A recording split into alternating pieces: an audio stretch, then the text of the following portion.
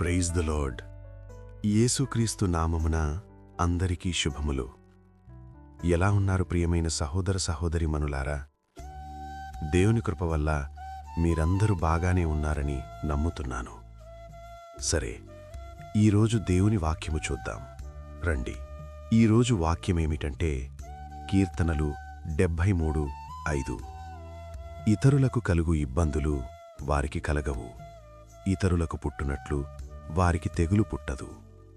ప్రియులారా, ఈ వాక్యము మన మనసులో వచ్చే ప్రశ్నను బయటపెడుతుంది. ఆ ప్రశ్నలేంటంటే, ఒకటి, ఎందుకు కొంతమందే సుఖంగా ఉంటారు?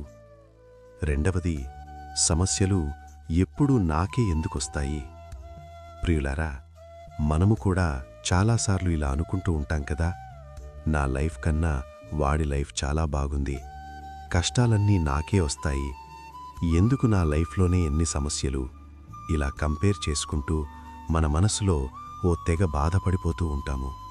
ప్రియులారా, ఇదే పరిస్థితి ఈ కీర్తన రచయితకు వచ్చింది. అతను కూడా చూశాడంట. ఏమనంటే, కొంతమంది సుఖంగా జీవిస్తున్నారు, కష్టాలు లేకుండా ఉన్నట్టు కనిపిస్తున్నారు.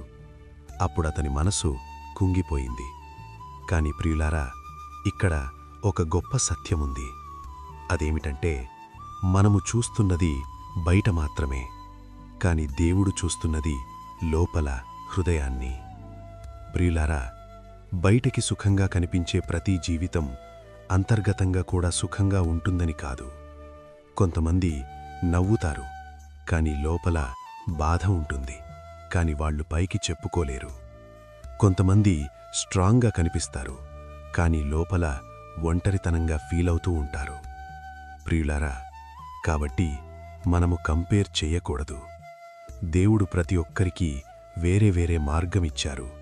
అలాగే ప్రతి ఒక్కరి జీవితానికి వేరే వేరే ప్రణాళికలున్నాయి. ప్రియులారా, నీకిప్పుడు కష్టాలున్నాయా? అయితే ఆ కష్టాలను చూసి కృంగిపోకు. అది దేవుడు నిన్ను తయారు చేస్తున్న ప్రాసెస్. ప్రియమైన సహోదరీ సహోదరునారా, కష్టాల్లో ఉన్న జీవితం దేవునికి దగ్గరగా తీసుకెళ్తుంది. కేవలము సుఖమే ఉన్న జీవితం కొన్నిసార్లు దేవుని నుంచి దూరం చేస్తుంది. ప్రియులారా, కాబట్టి ఇతరులని చూసి బాధపడవద్దు. నీ జీవితాన్ని దేవుని చేతుల్లో పెట్టు. ఎందుకంటే దేవుడు నీకు ఉత్తమమైనదే ఇస్తారు. సరే, ఈరోజు మనం ఒక నిర్ణయం తీసుకుందాం. నేను ఇతరులతో పోల్చుకోను, దేవుడిచ్చిన జీవితాన్ని అంగీకరిస్తాను. నా కష్టకాల పరిస్థితుల్లో దేవునిపై విశ్వాసముంచుతాను.